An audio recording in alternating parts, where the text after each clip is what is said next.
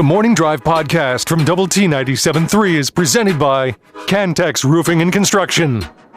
I'm Mike Hebert, owner of Cantex Roofing and Construction. Every day is game day, and we'll get it right when it comes to your roofing, construction, windows, and mirrors. Call Cantex Roofing and Construction today. Together, we are one serving you. Just so you know, going into tonight's release, which will be at 6 o'clock for the college football playoff rankings, Ohio State's 1, Indiana's 2, Texas A&M 3, Georgia's 4, the Red Raiders are 5th. Then Ole Miss is 6th. They're also 10-1, like Texas Tech, and they were off last week as well. They got the Egg Bowl coming up on Friday against Mississippi State, and then Lane Kiffin's going to say if he's going to stay or if he's going to go.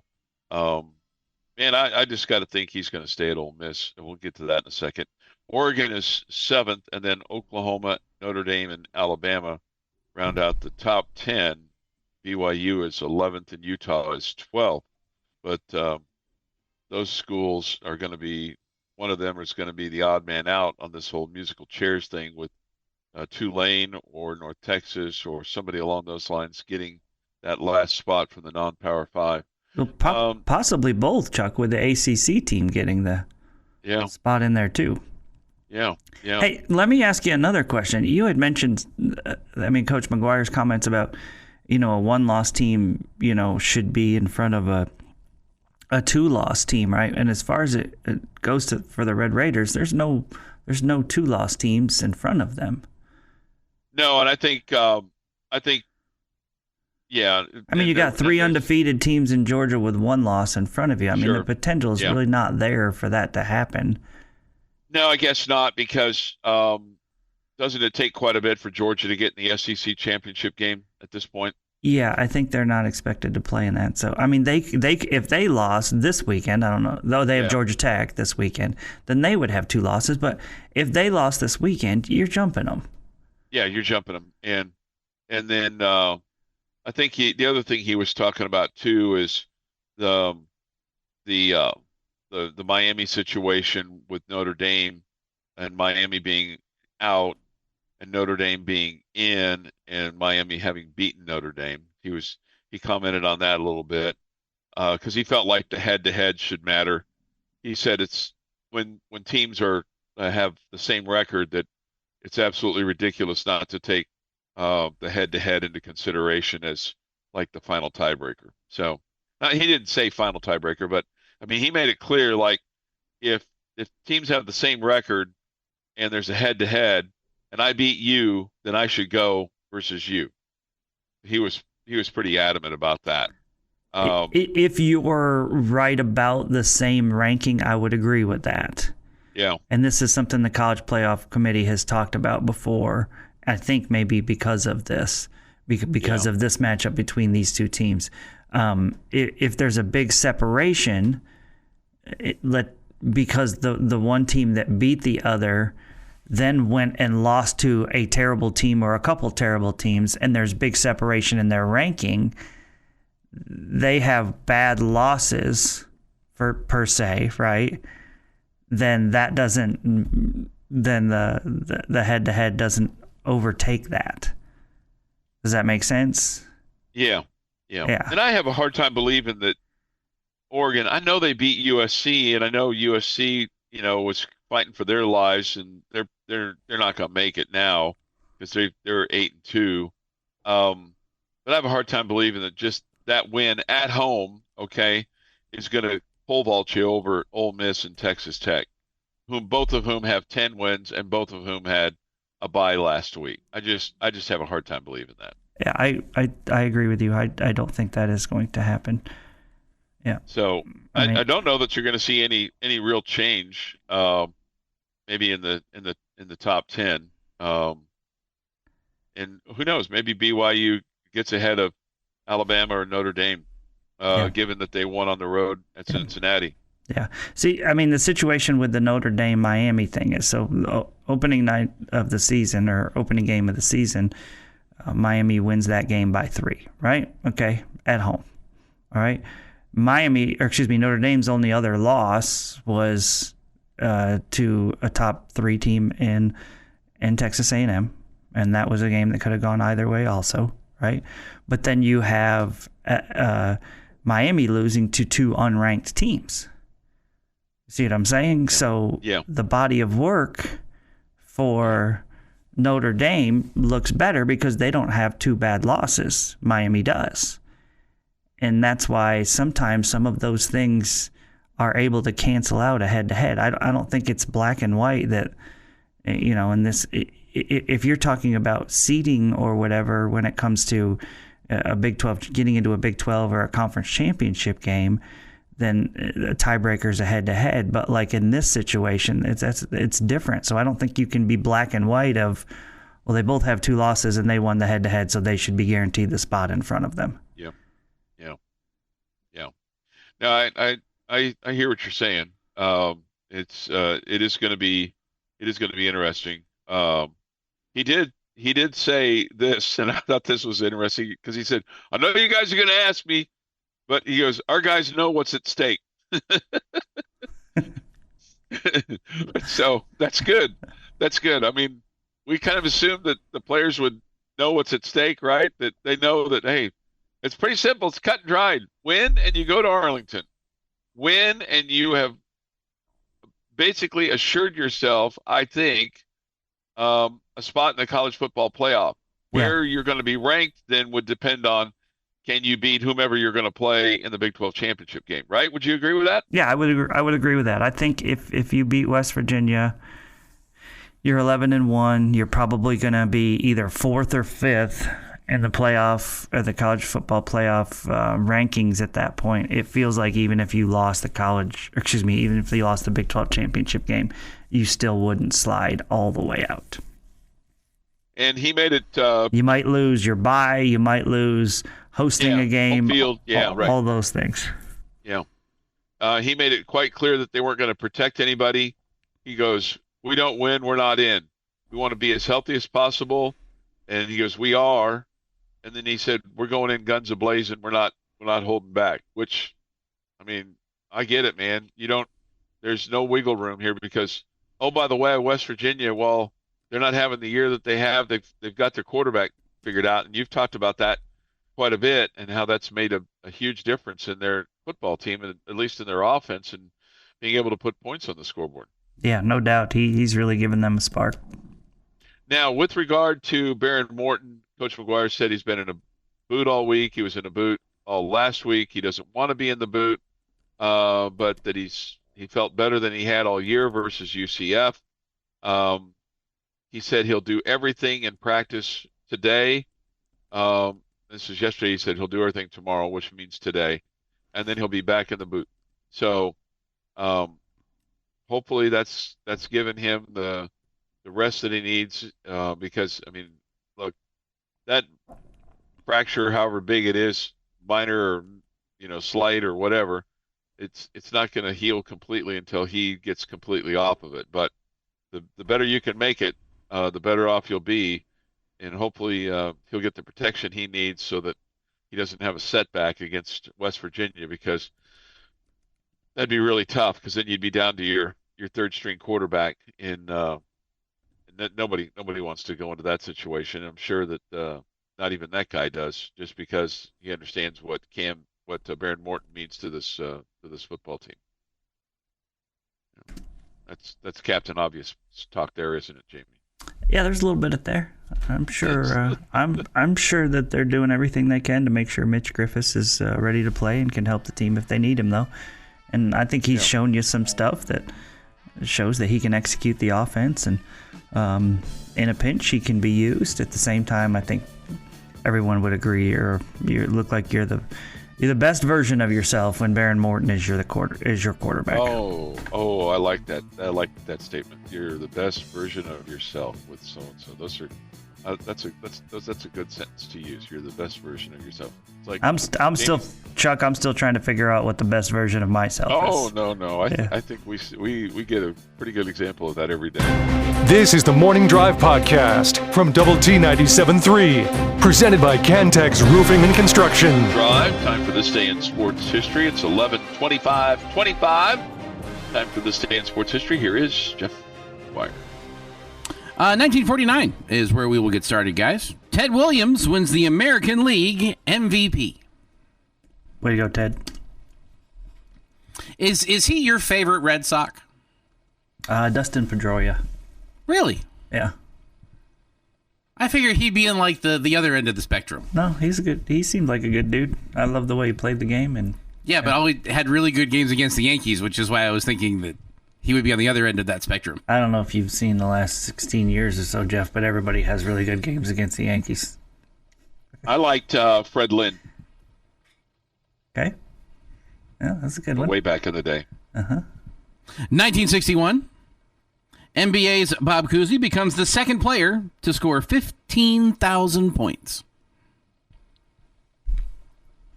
1978, Ron Reeves quarterback sneak touchdown and 2-point conversion pass with under 4 minutes left helped Texas Tech upset number 5 Houston 22-21. 1979, Red Letter Day for Chuck Heinz. Pat Summerall and John Madden broadcast a game together for the very first time. A pairing that would last 22 years and become one of the most well-known partnerships in TV sports broadcasting history. I mean, I got to admit, I was a Dick Enberg, Merlin Olsen guy for ever and ever and ever and ever and ever. Madden for me had to become, it was an acquired taste, because remember, he coached the Raiders and I hated the Raiders and I hated John Madden. Who are you a guy now? Who's your guys now? Oh man, I liked Kevin Burkhardt and Greg Olson. I think he's really, really good. And you know, it's funny because the older guys have been kind of been pushed out. I do like Jim Nance. Tony Romo's okay, but man, I don't know. It's just there's something there that's just not clicking with those two guys. I think you're almost terrific. I think my favorite duo is Finkner and Heinz. I'd love to hear them call some NFL games. Oh, we would be honored to do it. You know, we're available. I don't want to speak for Fink, but I think he'd jump on that. Maybe Jensen and Harris would just for fun one game say, you know what, we're gonna let Fink and Heinz call a quarter. There's about 72 groups that would be ahead of me on that, and about maybe 3 ahead of Mark. Or 72 groups. 72 groups. Can you just give us one? Which groups? I think Jamie Lent would be ahead of me. I guarantee I'm not a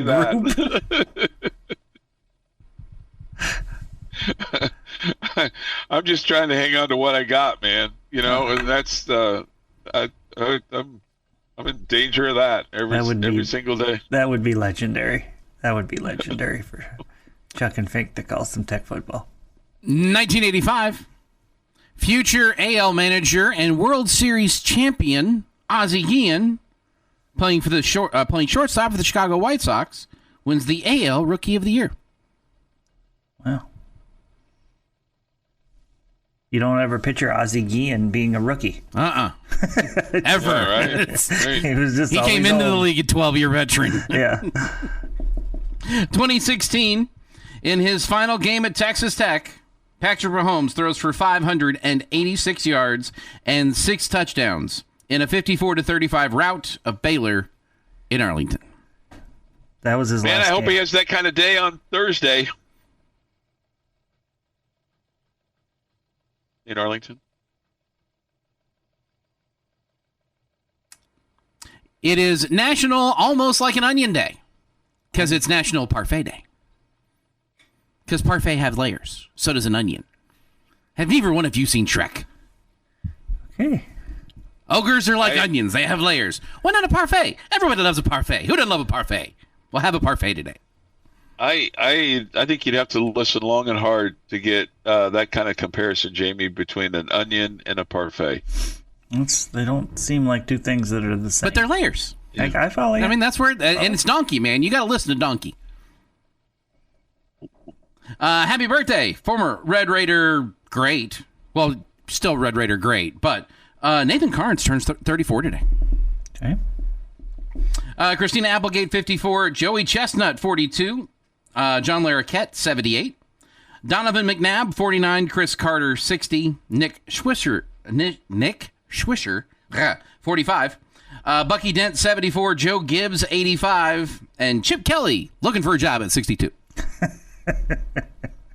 He seems older than 62, doesn't he? I think I would have said he seems younger than 62. Okay. It's not the years, it's the mileage. Yeah. That's what I think of when I think of Chip Kelly. Okay. And on this day in 1950, the so-called storm of the century hits the eastern part of the United States, killing hundreds and causing millions of dollars in damages. Also known as the Appalachian Storm, it dumped record amounts of snow in parts of the Appalachian Mountains. Forming over North Carolina just before Thanksgiving, the storm quickly moved north, striking western Pennsylvania, eastern Ohio, and West Virginia. These areas were blanketed with several feet of snow for several days, and travel was impossible for nearly a week in some places. Wind gusts in this storm were clocked at over 140 miles an hour. Wow. That's getting after it. And that is this day in sports history. This day in sports history. What's the odds, you think, of Joey Chestnut living another 42 years? Because I'm thinking if he lives another 20, that'll be a ton for him. I'm not really sure. I'm not really sure. I mean, the number of hot dogs that guy puts down his throat and the manner of which he just abuses his body, I can't believe that's good. I can't believe being a professional eater leads to longevity. There's that word, longevity. I got it right. Didn't I? Right? Yeah. Longevity. But he's not like he's 400 pounds or anything. I know, but I mean, just in good shape. He must the trauma that he puts his body through. Yeah, though. I don't disagree with that. But he looks like he's in good shape. I don't know. Could he walk up a flight of stairs? Mm-hmm. I don't know. It just seems a bit much. I would take a very large bet that he could walk up a couple of flight of stairs. Yes. Yeah. Okay. Mm-hmm. Probably better than you and I, Chuck. He probably could. Oh, I'm not. I don't think better than you. But he could probably do it better than me. But God, he's 23 years younger than me, so he should be able to. Like if you can't keep up. Well, with you me were the 42, one that said he couldn't. Right. No, I know that. All right. 6:53 this morning here on the morning drive. I talked a little bit about Lane Kiffin and his decision. I mean, supposedly it's like $100 million deal for him, whether he stays at Ole Miss or goes to LSU. But LSU still has yet to, quote, formally fire Brian Kelly, and his attorneys have informed LSU that his inability to get a job has been made nearly impossible because LSU has not, quote, formally terminated him. Well, what a mess. Jeff shares an office with Choice and with Clint and with Rob. I don't know why Chip Kelly and their new coach, Brian Kelly, Brian Kelly and their new coach can't share a job or share an office together too. I mean, Kiffin seems like he'd be fun to hang out with.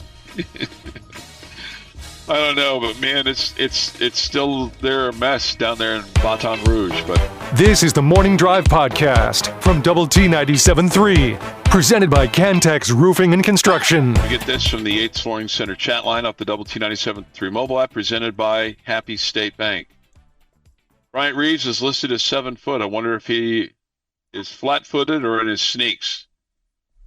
I've not had a chance, Jamie, to have a chit chat with Coach McCaslin about my philosophy on marketing and 7-footers and Luke Bamboye being listed as 6'11". So I still have some work to do on that. I just haven't had the chance to say, hey, what about listing him as at 7 foot? Because he looks 7 foot to me. I'm going to ask you to do me a favor. Okay, if you don't mind. Not to do that? It feels like Coach, last time out they struggled a little bit. I feel like he's got stuff he needs to be working on now. Right. I'm a little busy too. I'm not really available tomorrow to be over there. Chit-chatting about his posts size is not one of the things I feel like we should have him focusing on right now. How about you ask that during the off season? Huh? Make that an off-season project, or at least be on like a 3-game winning streak. Okay. I'll let them get a couple of wins under their belts. So yeah, let's do that. Feel a little better about themselves. Would you ask Christy Curry that question right now? Christy Curry? Not Christy Curry. I'm sorry. Kristen Curley. Well, yeah. Would you ask our way later the former Lady Raider basketball coach that question? No. 12 years ago, yeah, I probably would have. Krista Gerlich. Would you ask Krista Gerlich that question right now? She probably doesn't. Well, I don't know. Not what I'm asking. I'm asking, would you ask her that right now? If we had someone that was, 6'11", I'd say, why don't we list her at 7 foot? Well, you could ask her policy on it. I'd make that suggestion. Absolutely. Absolutely. Somebody says this, imagine Chuck's brain if we got a 7 foot kicker. Yeah. That would be something. That would definitely be something. I think I've told you guys this on the track team that I was on, and again, I was on the team. Okay, I wasn't like one of the. I wasn't one of the. I know it's come as a big shock to you. I wasn't one of the stars. I wasn't even really one of the and ones. I was like an and one. But on our track team, and this guy, I think he was 7'6", Sean Gottschalk. But man, chewing gum and tying shoes and it was a challenge for him. I'm just getting control of his body. But he threw the javelin. To chew gum? And he couldn't chew gum? Chew gum and walk at the same time and tie his shoes. But he threw the javelin. He didn't throw it very well. But man, to see him kind of running down through that little area there and then stopping and chucking that thing, it was something.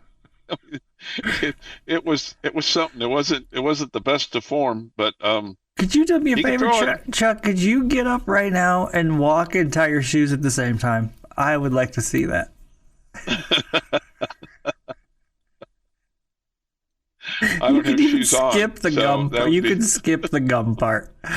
Just got some gum walk over there. And tie your shoes at the same time.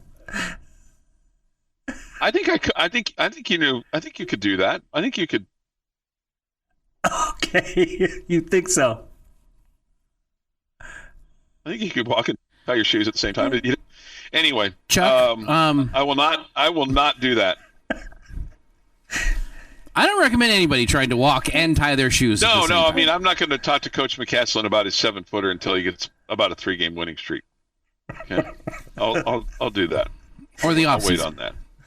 I will tell you this. I thought it was really funny yesterday at Coach McGuire's press conference because, and look, everybody goes to those things. All these and Jeff knows this because he goes to a number of them, and he may have been there yesterday. I just don't know. Everybody goes with an agenda in terms of something that they want to hear the coach say, or they're working on a story and they need a quote on this from him or that on him. And they're going through the whole college football playoff and his philosophy on that and getting multiple teams in and all this kind of stuff. And then somebody asks about some kind of court deal that's going on, and Coach McGuire's like, I'm just worried about this and beating West Virginia. And then all of a sudden somebody asks a question about West Virginia. I'm like, yeah, that's the team we're playing this week. That's a good question to ask. And then she follows that up with his favorite Thanksgiving treat, or what he likes for Thanksgiving the most. And it was like the most random press conference ever. I enjoyed it, but asking it was one pretty this random. week makes sense. Asking Joey McGuire what he likes if it's at the end of the press conference, everybody's gotten their actual football conversations in. Yeah. asking about his favorite part of Thanksgiving, that this week that makes sense. No, we don't need to know, ask it next year, but we will. But it makes sense this year. It was just funny how it all went down. When I was listening to it, it's like, oh, let's talk about West Virginia. Okay, and then he gives a quote about West Virginia and their offense and their tempo, and they're playing really hard, and they still believe that they in their ability because they've got the freshman quarterback who's playing so well, and they're going to be jacked up, and their place is a tough place to play, and we're talking and Coach McGuire said we're taking this game as a playoff game, which I think that's the right way to do, right? Take it as a playoff game, because that's really what it is. Because if you don't win, then you put yourself in a bad spot of maybe not even making the Big 12 championship game, Jamie. And we really haven't even talked a whole lot about that. But if you lose, there's a possibility you won't even make this game, and that two teams you've beaten could be there. It's possible, or at least one. Mm-hmm. At least one. So, I mean, it's a real game. I like, and Jeff has played this comment from him this morning about him talking about the weather, and then we expect it to be cold, and told him to prepare for it, so I don't hear any excuses about it. He was making a point of saying we're not going to just go up there and be one of those teams that, hey, we're not going to wear long sleeves just to kind of show how tough we are. Now, some of those guys may do that, but like Will Jados, he's fired up. Coach McGuire said this is his kind of weather. But he said, it's basically one of those games where they got to stop the run the ball, create turnovers, and win special teams. And they do that, then they'll win the game. And I haven't seen any score predictions yet. Jamie will put that up later today on doubleTSportsNetwork.com. But I have to think it's a pretty handily, favored Texas Tech for Saturday in terms of the score predictions. Wouldn't you think, Jamie? Like a whole lot to not very much? You got the Red Raiders picked to win by 20, so yeah, I would be really surprised if any of us homers picked the Mountaineers to win. Yeah, and he talked about maybe if all three of us picked the Mountaineers to win, that would get people to click on the story. Well, say that one whole show picked the Mountaineers to win this game. Find out in the story. Clickbait. Well, no, we all did. That's in the story. You've won 5 of the last 6 times there, and he had talked about there was a stretch there when you didn't do very well. Yeah, you lost 5 in a row from 2014 to 2018. Those are some lean football years, but man, the 2014 game at home was really close. I think you tied it up at 34 on a field goal because Coach Kingsbury didn't want to go for it on 4th down because he didn't have confidence in his receivers to get a block to give you so that they could get open to get a pass down the field. So you kick a field goal, then West Virginia comes down and kicks a field goal and wins it. You had a tough loss away from home, and then you had the whole sledgehammer deal with Dana Holgerson. Remember that, Jamie? I do remember that. Your daily dose of sports and fun. This is the Morning Drive Podcast from Double T 97.3, presented by Cantex Roofing and Construction. Jamie's question of the day on Double T 97.3 is brought to you by Connecticut of West Texas. All right, gentlemen. 2 questions for you today. I'm hoping we can handle this. 2 questions. They're both fill in the blank. All right, question number 1. The thing that has surprised me the most about the 2025 Texas Tech football season is fill in that blank. Question number 2. The thing that has surprised me the most about the 2025 Big 12 football season is fill in the blank. Okay. I think the first thing is the depth is real. And I think the second thing is, the second word I would say is the way that you have dominated your wins in the Big 12. whether it's offense, defense, special teams, just the score, how you have dominated your opponent at the end of the day. So depth and domination, Jamie. Okay, so the Big 12 answer is the way that Texas Tech has dominated the league? Yeah. Okay. And I'm just surprised that because we always heard about depth, and we actually have depth. At some positions, not all. Yeah. But right. You lost your depth at quarterback because of Will Howard going down, but Hammond. Will Hammond. I always get that mixed up. Will Hammond. I'm not the only one. I've heard other people do that too. Yeah, I've done it before. Will Hammond getting dinged up or getting injured and having surgery now. So yeah. All right, Jeff. Pleasant surprise for sure for Texas Tech. How good your running back two-head monster is. When at the beginning of the year we thought it was going to be a one-headed monster with two other guys, or at least I did. I have been pleasantly surprised how good both of those two guys have handled the running back load and how effective they have been at it. I know the coaches kept saying it's a three-headed monster. I thought that was sunshine pumping galore, and it was going to be a one-headed monster, and you have turned it into a two-headed monster after the injury. So I'm pleasantly surprised about that. For the Big 12, I don't know what I'm more surprised at. It's like 1 and 1A. Mike Gundy got fired. Yes, they were bad. Didn't expect him to make it after the season. Mike Gundy got fired in the Big 12. And they're going to go 2 years without a Big 12 win. I don't know which one of those.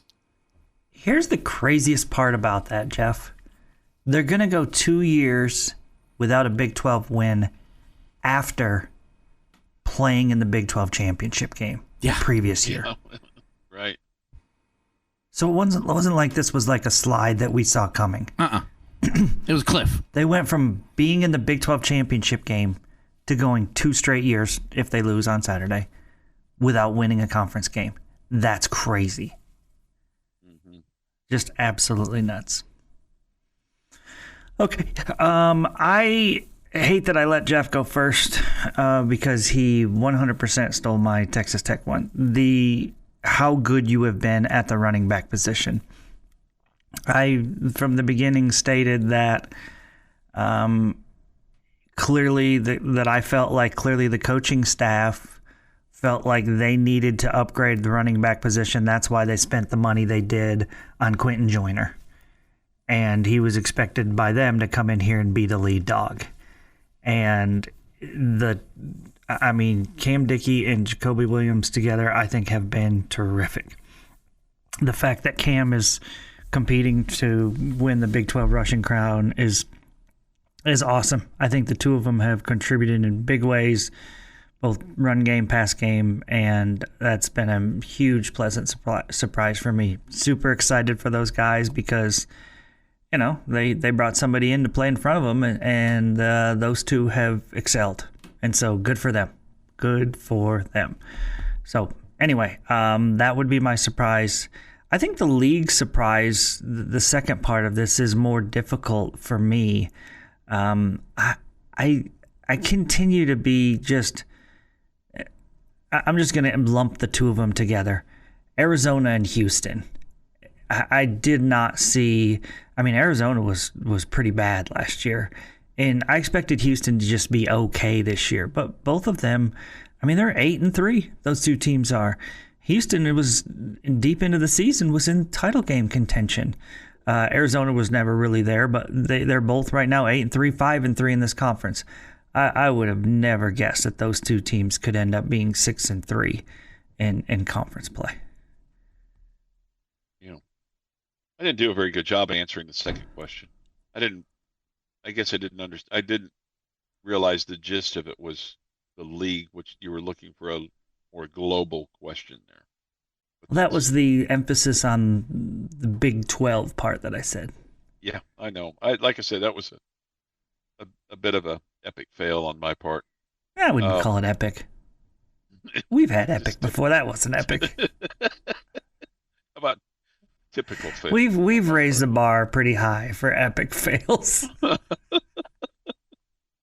you think we? I mean, did he even really fail? I mean, we answered a math question with Arkansas. That's an epic fail. I'll never get over that. Probably, will I? No, you won't. Well, it will never stop being funny. No, it'll be never stop. And being it'll funny. never stop being surprising to anybody who listens to this show. Yeah, I mean that's the thing is that when you kind of look at us or me or this, it's like, man, we raise the bar every single day on the level of kind of what we come up with. 7:40 this morning here on the morning drive. The boom boom boom is next on Double T 97.3 and Double T 97.3.com. Look forward to hearing from you today on the Yates Flooring Center chat line. Go to Double T 97.3.com for that on the mobile app. The Visual Edge IT hotline, it too is open at 806-771-0973. Don't forget, we'll have Lady Raider basketball on the air for you at 4. Tip at 4:30 from Frisco as they take on Old Dominion on 93.7 The Eagle. The Morning Drive podcast from Double T 97.3 is presented by Cantex Roofing and Construction. Jamie Lent, Jeff McGuire, I'm Chuck Heinz. Take your thoughts and comments on the Yates Flooring Center chat line. Go to Double T973.com for that on the mobile app. Visual Edge IT hotline is open too at 806-771-0973. And we look forward to hearing from you. This comment from the Yates Flooring Center chat line, Jamie, this is from an earlier conversation that we had. I just tried to walk and tie my shoes at the same time. I think I have a concussion. Mm. Yeah. I think you mean lowered the bar for epic fail. Okay. How about Tech having a player in the Heisman race? Yes. Jacob Rodriguez. How much in the Heisman race do you think he really is? I believe he's going to get to New York. I don't believe he's going to win or finish near the top. Yeah. And if I hope they take 5 to New York. I would again tell you, I don't think anybody has just really put themselves, oh man, he's the guy. So maybe there'll be a little bit of drama when it comes to that. But I think just getting to New York would be, man, just huge and awesome, and be great for him to tell his story and help with the narrative of what he has done this year for this football team, which has been amazing. And it's funny because, go ahead. How many videos and pictures will there be of Jacob Rodriguez walking around New York in a cowboy hat? Oh, it'd be awesome. There was and I don't expect you to have remembered this show, but if I'm going to guess that Jeff remembers this show. There was a TV show. It was like the Sunday Night Mysteries, and they would, Columbo was part of that show, and others were part of that show. But there was a show called McCloud. Remember McCloud, Jeff? Sam McCloud? Nope. Okay, so it's a 70s show, but he's a guy from New Mexico who was a deputy or a sheriff. I guess he was a sheriff, and he went to New York for some kind of deal, and then it just became a ongoing thing. And he would help solve crime in New York, and he had a big mustache, and he had a big cowboy hat, and had one of those cowboy type coats that he wore, and he would get on a policeman's horse there in New York, and he had a Texas twang to him, and he kind of reminds me of Jacob Rodriguez in a very, very positive manner. So just Google Sam McCloud, and you'll see. Oh, that'd be what Jacob Rodriguez would be like in New York City for the Heisman. I'm sure if they invite him to the Heisman ceremony, he'll be happy to solve some crimes while he's there. Yeah, I realize that's not his purpose. Especially but if there's like a guy who steals a purse from a lady, and can't you see Jacob Rodriguez running him down and punching the purse out? Yes. Or just flat out tackling him. No, peanut punch. Knock the purse out. All right, there's several of you out there that are in my age range. You know, if you're over the age of 60 and you watch the Sunday Night Mysteries on ABC, you know what I'm talking about. McLeod. So if you kind of see a little McLeod and Jacob Rodriguez and kind of how he looks and carries himself and just the all-American guy. See, here we go. Dennis Weaver was the actor in McLeod. Thank you. Off the Yates Flooring Center chat line. Yeah. We get this late to the party, but good morning, guys. Are we having a party? Always. Hey, Chuck, I walked and tied my shoes at the same time. I took the shoes off while I did so as not to injure myself. See? Okay. So it can be done. That's a smart morning drive listener right there. Wow, that's really good. He's probably just here early for the end of the bench, probably. Yeah. Yeah, probably so. We're the warm up for that. This person says, I remember the show. Dennis Weaver was McLeod. I remember the show. Yeah. There you go. So there you go. All right, getting to Texas Tech and West Virginia. Red Raiders are coming off of a 4-game win streak. The Mountaineers coming off of a loss at Arizona State, 25-23. And given where Arizona State is, I mean, they're in the top 25 and they beat you. I mean, that was a good effort for them. They came up short and lost, but still to only lose by 2 to Arizona State, which they're very much in the Big 12 title hunt and all that kind of stuff. That's a good effort for West Virginia. Yeah, no doubt. Shows that they're playing good football right now. When you look at them, though, they haven't been very good at scoring. Red Raiders are first in scoring. West Virginia is 14th in the Big 12. You're second in total offense, and they're 14th. And then when you look at the defense, and that's always been something kind of West Virginia's kind of worn their hat on. They're 14th, and Texas Tech is first. Their passing defense is 15th. You're fourth. Their third down conversion is 16th. You're second. So, well, you look at these numbers and then you go, well, I wonder what they've done lately, because it feels like since they put had to change a quarterback that they've been a much different and better football team and maybe playing with more of a sense of urgency. Definitely more energy, they've been more explosive. He's a dual threat guy, and he's just given them a different look. But there's just been an energy about him that feels different than what they had before. Baron Morton had a big game last year. He threw for 359 yards, a couple of touchdowns. Caleb Douglas caught a 31-yarder. Josh Kelly had 150 yards in receiving. Too bad he's not with us this year, but it is what it is. But just the fact that you had that, and Stone Harrington got into the game late. Jamie, he actually had an extra point there at the end, the last touchdown. Gino Garcia was your regular kicker last year, but who even knew we had a Stone Harrington last year? I know, right? It's like, who's this Stone Harrington guy? And now all of a sudden he's all in a bag of chips from a field goal kicking standpoint. But yeah, so that's good news. Syntax Hank says this: Dennis Weaver was McLeod. Pretty good show. Yes, it was a pretty good show. So yeah, if you want to go back, I'm sure it's on YouTube or Netflix or something. You know, Amazon Prime. You can probably find it if you had time to do that. This has been the Morning Drive Podcast, presented by Cantex Roofing and Construction. Check out our library of Double T 97.3 podcasts at doublet97.3.com.